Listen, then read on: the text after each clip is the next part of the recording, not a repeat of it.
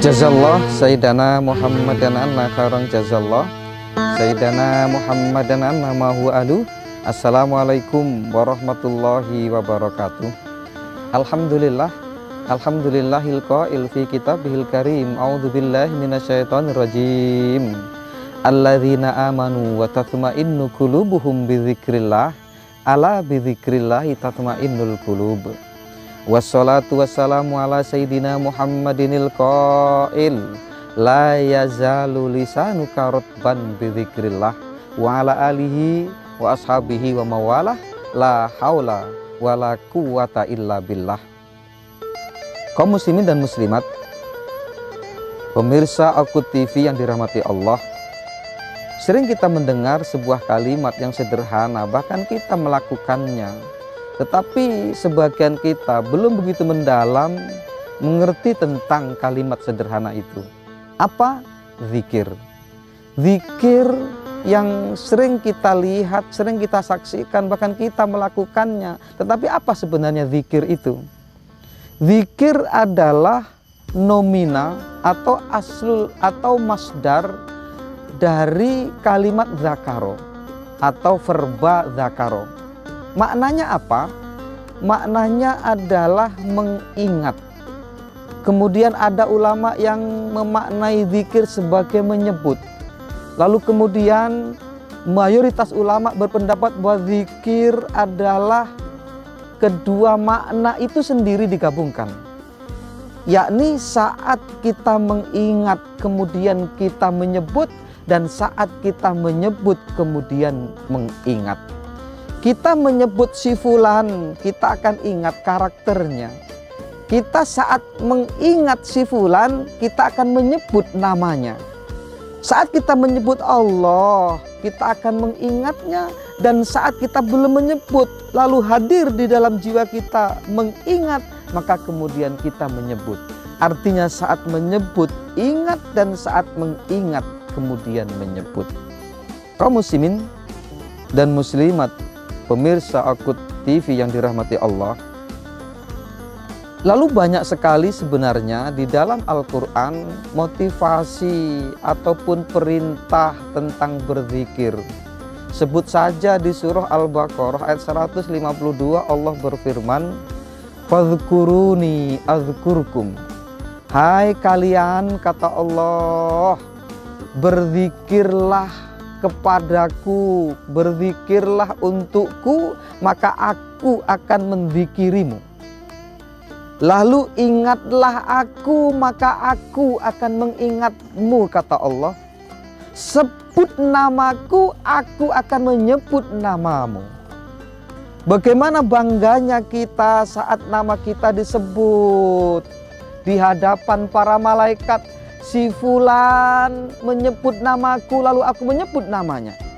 Di dalam sebuah acara kita disebut saja, luar biasa senangnya. Nama kita disebut oleh Pak Presiden di sebuah acara, bangga kita. Ini Allah menyebut nama kita karena kita menyebut nama Dia.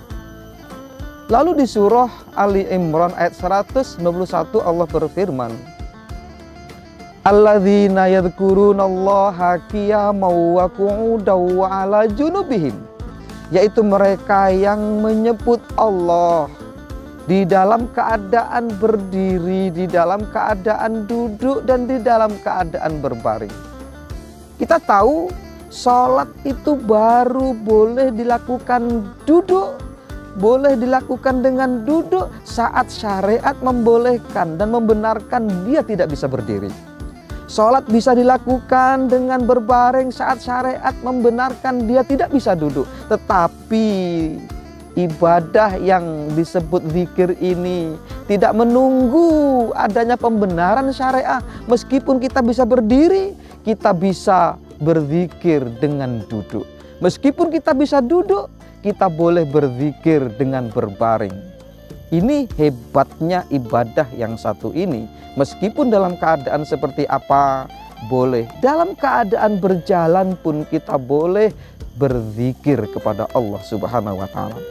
Lalu di surah Ar-Ra'd ayat 28 Allah berfirman, Alladzina amanu wa tatma'innu qulubuhum bidzikrillah ala bidzikrillah tatma'innul qulub. Yaitu orang-orang yang beriman, yang mereka hatinya tenang. Ketenangan itu muncul dari mana? Bidzikrillah, karena mereka banyak berzikir kepada Allah. Mereka selalu berzikir kepada Allah. Ala bidzikrillah tatma'innul qulub. Ingatlah hai kalian kaum muslimin dan muslimat, sebenarnya sesungguhnya dengan berzikir kepada Allah maka hati akan menjadi tenang. Saat hati kita belayang, tidak tentu arah, saat hati kita sedih, saat kita merasa merana di dunia ini, seakan kehidupan tidak berpihak kepada kita, sedih kita, apa untuk menghilangkan sedih ini? Banyak-banyaklah berzikir. Tetapi yang lebih dahsyat adalah di surah Al-Ahzab ayat 41 Allah berfirman, Ya ayyuhalladzina amanu dzkurullaha dzikron katsira. Hai orang-orang yang beriman, berzikirlah kepada Allah dengan zikir yang banyak. Tidak ada disebutkan berapa jumlahnya, banyak itu berapa.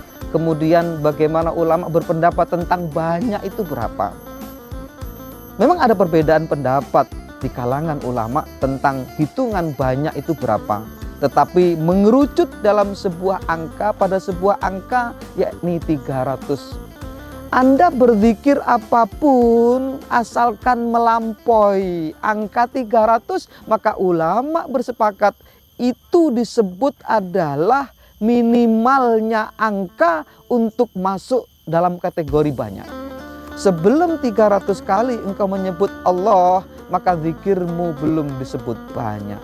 Dan ingat bahwa zikir akan menenangkan hati. Kaum muslimin dan muslimat, pemirsa Akut TV yang dirahmati Allah, lalu pertanyaan muncul di benak kita masing-masing setelah melihat dan mendengarkan pemaparan ini. Bolehkah kita berzikir walaupun hati kita belum bisa khusyuk?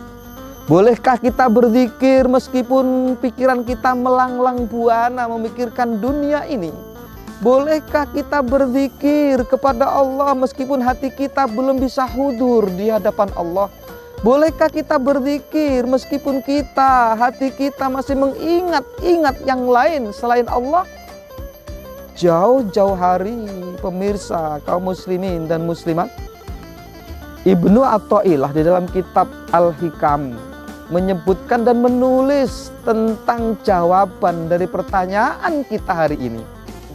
Beliau menulis dan kita bacakan, La tatruki dzikra li adami huduri qalbika ma'allah. Jangan pernah engkau tinggalkan zikir karena engkau tidak bisa khusyuk saat berzikir. Jangan pernah tinggalkan karena alasan engkau, aku tidak mau zikir karena aku tidak bisa khusyuk. Jangan, tetaplah berzikir. Kenapa? Li'anna ghaflataka an wujudi dzikrihi asyaddu min ghaflatika fi wujudi dzikrihi. Karena sungguhnya kelalaianmu tidak berzikir itu lebih buruk dibandingkan kelalaianmu tetapi engkau masih berzikir. Artinya zikirmu yang lalai, zikirmu yang masih belayang, zikirmu yang masih mengingat yang lain selain Allah itu lebih baik dibandingkan engkau sudah lalai dan engkau tidak berzikir. Lalu kemudian ditulis lagi dan disampaikan oleh Ibnu Athaillah, fa'asa an yarfa'aka min dzikrin ma'awujudi ghaflatin ila dzikrin ma'awujudi yaqdhatin. Semoga Allah ketika kita terus berzikir kepadanya, Allah akan mengangkat derajat zikir kita dari zikir yang ghaflah, dari zikir yang la ilaha illallah, la ilaha illallah, ingat dunia, la ilaha illallah, ingat ekonomi, la ilaha, ingat anak, ingat istri. Enggak apa-apa, teruskan. Semoga Allah akan mengangkat derajatmu yang zikir seperti itu masuk dalam suasana zikir yang yaqdhah. Apa zikir yang yaqdhah? Zikir yang yaqdhah adalah zikir yang sadar bahwa kita sedang berzikir. Minimal itulah. Lalu kemudian ditulis kembali di situ, wa min dzikrin ma'awujudi yaqdhatin ila dzikrin ma'awujudi hudurin. Dari zikir yang sadar bahwa kita sedang berzikir kepada suasana zikir yang hudur. Apa maksudnya zikir yang hudur? Zikir yang hudur adalah zikir yang seakan Allah melihat kita. Kalaupun toh memang kita belum bisa, bahwa pelaksanaan ihsan di situ, antak budallah ka'annaka tara fa illam takun tara fa innahu yaraka. Engkau beribadah kepada Allah seakan engkau melihat Allah, dan bila rasa itu belum muncul, yakinlah bahwa Allah melihat engkau. Kalau itu pun belum sadar, belum bisa kita seakan melihat Allah, minimal kita yakin zikir kita adalah hudur di hadapan Allah. Allah melihat kita. Yang dahsyat adalah ini, wa min dzikrin mawujudi hudurin ila dzikrin ma'ghaibatin amma siwal madhkur. Yang ini yang paling dahsyat, dan ini paling tinggi derajat zikir, yaitu apa? Zikir yang awalnya hanya sekedar merasa hadir di hadapan Allah, merasa dilihat oleh Allah, kepada zikir yang ghaibah. Apa zikir yang ghaibah?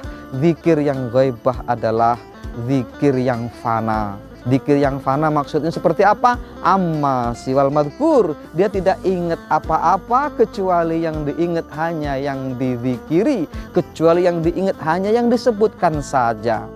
Dia tidak ingat dirinya sendiri, dia tidak ingat siapa-siapa, dia tidak ingat dunia ini. Yang dia ingat hanya Allah saja. Wa ma dzalika 'alallahi bi'aziz. Dan seperti ini tidak sulit bagi Allah untuk mengangkat derajat kita sampai kepada zikir yang maha tinggi ini. Bisakah kita yang hidup di zaman modern seperti ini mencapai derajat zikir yang ghaibah? Kenapa tidak? Tidak ada di dunia ini tidak mungkin. Pasti bisa. Contohnya Ali bin Abi Thalib, sahabat Rasulullah. Saat perang, 5 anak panah menghujam ke tubuhnya. Lalu dia apa? Dia ngomong, jangan engkau cabut, hai sahabatku, anak panah yang ada di dalam tubuhku. Tunggu aku sholat, di tengah-tengah sholat cabutlah anak panah yang ada dalam tubuhku. Kenapa? Karena saat dia sholat, dia tidak ingat apa-apa lagi. Dia tidak ingat dengan sakitnya, dia tidak ingat dengan dirinya sendiri, dia tidak ingat lagi dengan apa-apa. Lalu ketika dicabut, dia tidak merasakan sakit karena memang dia sudah lupa dengan rasa sakit itu.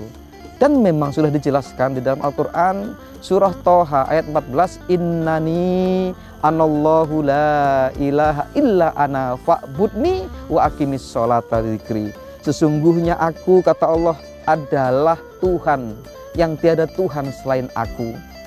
Fa'budni, maka ibadahi aku, wa aqimis sholata dzikri, dan dirikanlah sholat untuk mengingatku, dirikanlah sholat untuk berzikir kepadaku. Kenapa? Karena memang di dalam sholat itu penuh dengan zikir.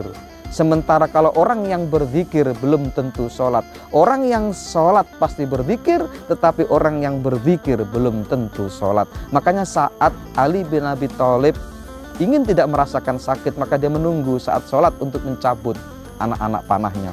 Kaum muslimin, pemirsa Okut TV yang dirahmati Allah, terakhir saya sampaikan, pernah ada seorang sahabat bertanya kepada Rasul, ya Rasul, aku ini orang yang lemah.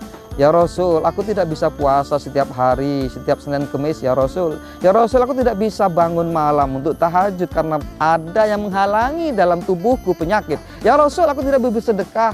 Aku tidak bisa bersedekah ya Rasul karena aku miskin. Tetapi aku tidak ingin ketinggalan dalam amal ibadahku, karena amal ibadah dalam Islam ini sangat banyak ya Rasul. Ausini, beri nasihat kepadaku ya Rasul, bagaimana aku dapat mengejar ketertinggalanku dengan sahabat-sahabat yang lain. Apa jawab Rasul? La yazalu lisanuka ratban bidzikrillah. Hai sahabatku, pertahankan bibirmu, pertahankan lisanmu terus basah berzikir kepada Allah. Artinya saat engkau terus berzikir kepada Allah, maka engkau akan dapat mengejar ketertinggalanmu dengan sahabat-sahabatmu tentang ibadah ini. Dan memang juga luar biasa. Bahkan ada 2 kalimat yang seakan ringan di lisan, kata Rasulullah, tetapi nanti saat prosesi timbangan amal di akhirat, dia akan menjadi pemberat yang luar biasa. Apa itu? Kalimatani. dua kalimat khofifatani yang ringan diucapkan, habibatani ilar rahman, kemudian dia itu akan menjadi yang dicintai oleh Allah. Thaqilatani fil mizan, yang dua kalimat itu ketika disebutkan nanti akan menjadi pemberat timbangan di akhirat. Apa itu? Subhanallahi wa bihamdihi subhanallahil adzim. Kalimat dua ini akan menjadi pemberat nanti di timbangan akhirat. Dan terakhir, dari sebelum yang terakhir, Rasul pun menggambarkan orang yang berzikir kepada Allah dan orang yang tidak berzikir kepada Allah itu seperti orang yang mati dan orang yang hidup. Alladzi yadhkuru rabbahu walladzi la yadhkuru rabbahu kamatsalil hayyi wal mayyit.